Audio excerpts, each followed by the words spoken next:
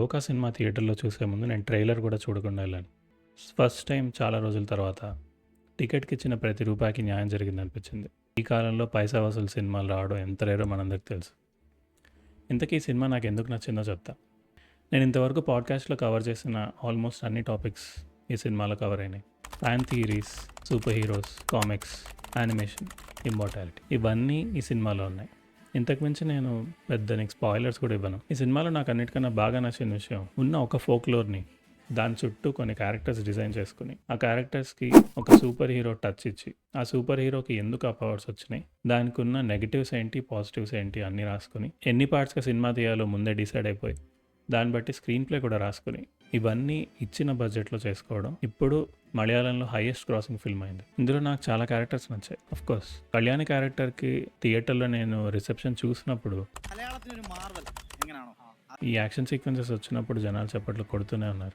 హీరోయిన్కి వచ్చిన అప్లాస్, ఈ కాలంలో హీరోయిన్ యాక్షన్ సీక్వెన్సెస్ చేయడం అనేది నేను ఈ మధ్య చూడనే లేదు. దాంట్లోనూ అదే పనిగా ఆ ఫెమినిజం అనే ట్యాగ్ వేసుకొని దానికోసం తను స్ట్రాంగ్ అని చూపించడానికి అని రాయకుండా ఆర్గానిక్ గా తనకున్న వల్నరబిలిటీస్ ని చూపిస్తూనే సూపర్ పవర్స్ ని యూజ్ చేసుకుంటూ ఆ క్యారెక్టర్ ని నిలబెట్టుకోవడానికి తన ఎక్స్ప్రెషన్స్ కూడా యూజ్ చేసుకోవడం అనేది ఎంత ఇంపాక్ట్ ఉందంటే, అందులో కళ్యాణికి ఒక సటిల్ స్మైల్ ఉండాలి, కొంచెం డిప్రెస్డ్ మొహం ఉండాలి, మాట్లాడేటప్పుడు ఏదో దాస్తున్నట్టు అనిపించాలి. ఇవన్నీ డిక్షన్లో, ఎక్స్ప్రెషన్లో, నవ్వులో, వేసుకున్న మేకప్ దగ్గర నుంచి అన్నిట్లో డీటెయిల్డ్గా హోంవర్క్ చేయాలి.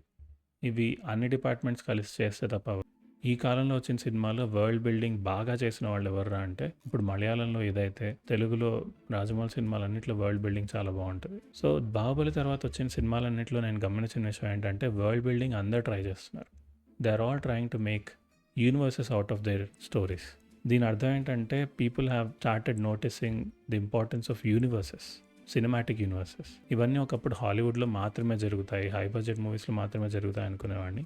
కానీ హనుమాన్ వచ్చిన తర్వాత పర్సెప్షన్ని పటాపంచలు చేసేసింది. హనుమాన్ ఎన్ని పార్ట్స్కి రాబోతుందో మనందరికీ తెలుసు. మలయాళంలో మిన్నల్ మురళి వచ్చిన తర్వాత దానికి సంబంధించిన అన్ని క్యారెక్టర్స్కి ఒక్కొక్క మూవీ రాబోతుంది. ఆల్రెడీ 2 మూవీస్ వచ్చినాయి, వాటి గురించి కూడా ఒక ఎపిసోడ్ చేస్తాను. కానీ అంతకన్నా ముందు లోకాలో నాకు నచ్చిన విషయాలు ఏంటో మెల్లగా ఒక్కొక్కటి మాట్లాడుకుందాం. ఆర్గానిక్ రియాక్షన్స్ జనాల్లో ఎందుకు వచ్చినాయంటే, క్యామియోస్ వచ్చిన ప్రతిసారి జనాలందరూ అరుస్తూనే ఉన్నారు.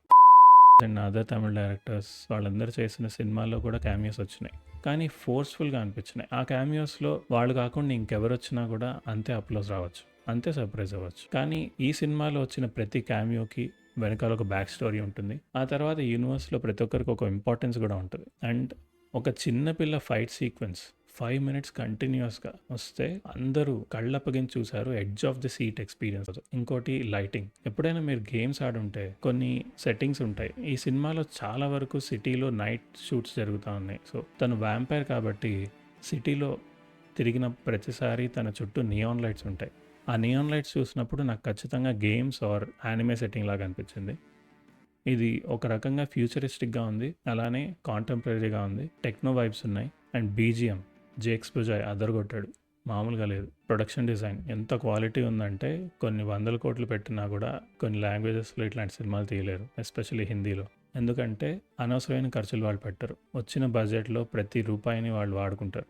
వాడుకున్న ప్రతి రూపాయి మనకు స్క్రీన్ మీద కనబడుతుంది. అది వేస్ట్ అవ్వదు కాబట్టి మనకు ఆర్గానిక్ రియాక్షన్స్ వస్తాయి. టాలెంట్ ఉన్న young writers, directors, editors, cinematographers, VFX, actors అందరూ కలిసి ఇచ్చిన బడ్జెట్లో జాగ్రత్తగా రూపాయిని పోకుండా మంచి సినిమా తీస్తే ఎలా ఉంటుందో అదే లోకా. అలా చూపించడం చాలా గ్రేట్. అన్ని ఇండస్ట్రీస్ నేర్చుకోవాల్సిన విషయం. ట్రైలర్లో కథ మొత్తం చూపించేసి ఇదిరా సినిమా, ఇప్పుడు థియేటర్కి మీరు రావచ్చా లేదా అనేది మీరు డిసైడ్ చేసుకోనక్కర్లేదు, మేము ట్రైలర్లో మొత్తం సినిమా చూపించేస్తామని చూపించకుండా ఎంత చూపించాలో అంతే చూపించి క్యూరియాసిటీ అలానే ఉంచి స్టోరీ చెడగొట్టకుండా స్పాయిలర్స్ ఇవ్వకుండా థియేటర్కి రప్పించడం అనేది పాతకాలం టెక్నిక్ కావచ్చు, కానీ అంతకు మించిన కరెక్ట్ టెక్నిక్ ఇంకోటి లేదు. నేనైతే ఈ సినిమా చూసి వచ్చాక ట్రైలర్ కట్ చూసా. ఎంత బాగుందంటే అందులో ఏ స్పాయిలర్ లేదు. ఆ ట్రైలర్ చూసాక మీకు క్యూరియాసిటీ వస్తుంది. ఆ తర్వాత మీ సినిమా చూశాక కానీ మీకు క్యారెక్టర్స్ కానీ స్టోరీ కానీ రివీల్ అవ్వదు. ఎడిటింగ్లో ట్రాన్సిషన్స్ చూపించారు. నాకు గుర్తున్న 2 ఏంటంటే, ఒక చోట సాల్ట్ నుంచి నైట్ స్కైకి ట్రాన్సిషన్ అవుతుంది, ఇంకో చోట బాడీలోంచి బుల్లెట్ బయటికి తీసి ట్రేలో వేసినప్పుడు ఆ ట్రాన్సిషన్ని తీసుకెళ్ళి ఒక ఐస్ క్యూబ్ విస్కీలో వేసినప్పుడు వచ్చే ట్రాన్సిషన్కి మార్చడం. అండ్ క్లైమాక్స్లో ఒక క్యారెక్టర్ క్యామియో వచ్చినప్పుడు వచ్చిన విఎఫ్ఎక్స్ ఎంత సింపుల్గా ఉన్నా కూడా ఆ గ్రాండియర్ మిస్ అవ్వలేదు. ఎక్కడ ఇది విఎఫ్ఎక్స్ ఆర్టిఫిషియల్గా కూడా లేదు, చాలా ఆర్గానిక్ అనిపించింది. అసలు ఆ క్యారెక్టర్స్లోకి వెళ్తే మీ ట్రైలర్లో చూస్తే తన క్యారెక్టర్ని యక్షి అంటారు. యక్షి యాక్చువల్లీ మన తెలుగు కల్చర్లో అయితే యక్షి అంటే ఒక దేవత లాంటిది, ఇంగ్లీష్లో చెప్పాలంటే డెమిగాడ్. సో ఈ డెమిగాడ్స్కున్న పవర్స్ ఏంటంటే సంతాన సాఫల్యం, వరాలు ఇవ్వడం. ఇట్లాంటివి మనం ఇంతకుముందు బ్లాక్ అండ్ వైట్ సినిమాల్లో, విఠలాచార్య గారి సినిమాల్లో కొన్ని దేవతలను చూస్తాం. ఆ దేవతలకి విచిత్రమైన పేర్లు ఉంటాయి. వీళ్ళందరూ యక్షిణీలు అనమాట. కానీ కేరళ కల్చర్లో యక్షిణీలు అంటే రాక్షసి అనుకోవచ్చు. సో అట్లాంటి పిశాచుల్ని ఇంగ్లీష్లో ట్రాన్స్లేట్ చేయాలంటే షీజ్ అ వ్యాంపైర్, రక్తం తాగే ఒక పిశాచి. కానీ తనకి ఇంటెన్షన్ మంచిదైనప్పుడు మనుషులకు హాని చేయకుండా ఇమ్మోర్టల్గా ఉంటూనే మనుషుల మధ్యలో రాత్రిపూట మాత్రమే బయటకు వచ్చి బతుకుతున్న ఒక క్యారెక్టర్ తను. ఈ క్యారెక్టర్ ఆరిజిన్కి వస్తే కల్లియంగాట్టు నీలి తన అసలు పేరు, ఇందులో నీలి అని పిలుస్తారు. తమిళనాడు కేరళ బార్డర్లో ఒక అడవి దగ్గరలో ఒక విడోకు పుట్టిన అమ్మాయి పేరు అల్లి. చాలా డబ్బున్న కుటుంబం అమ్మాయిది. ఆ అమ్మాయి డబ్బును మాత్రమే చూసి పెళ్లి చేసుకున్నవాడు నంబి. వీడి అమ్మాయిని డబ్బు కోసం పెళ్లి చేసుకున్నాడని ఆ అమ్మాయికి తెలియకపోయినా చాలా ఏళ్ల తర్వాత తను ప్రెగ్నెంట్ అవుతుంది. ఒకరోజు ఊరు నుంచి బయటకు వెళ్ళేటప్పుడు ఆ అడవిలో నుంచి వెళుతూ కావాలని రాయితో కొట్టి చంపేస్తాడు నంబి. అల్లి అక్కడికక్కడే చనిపోతుంది. ఆ టైంలో తను గర్భవతి కూడా. అప్పుడు చనిపోయిన అమ్మాయి ఆత్మయి అప్పటికప్పుడే రివెంజ్ తీసుకోవాలనుకుంటుంది. కానీ నంబి పారిపోతాడు. ఈ నంబి ఎక్కడున్నా సరే, ఎన్నేళ్ళైనా సరే వాడిని వెతుక్కుంటూ వాడి రక్తం పీల్చి చంపేస్తాననుకుంటుంది. ఆ తర్వాత చాలా ఏళ్లకు అదే అడవిలో జనాలందరినీ, ముఖ్యంగా మగవాళ్ళని, పెళ్లికాని మగవాళ్ళని ఆకర్షిస్తూ వాళ్ళని దగ్గరికి పిలిచి వాళ్ళ రక్తం తాగి చంపేసే యక్షిణిలా ఉంటుంది. ఈ యక్షిని అందరినీ చంపుకుంటూ పోతూ ఉంటుంది. కొన్ని వందల సంవత్సరాల తర్వాత కదమట్టతో కదనార్ అంటే ఒక ప్రీస్ట్, క్రిస్టియన్ ప్రీస్ట్.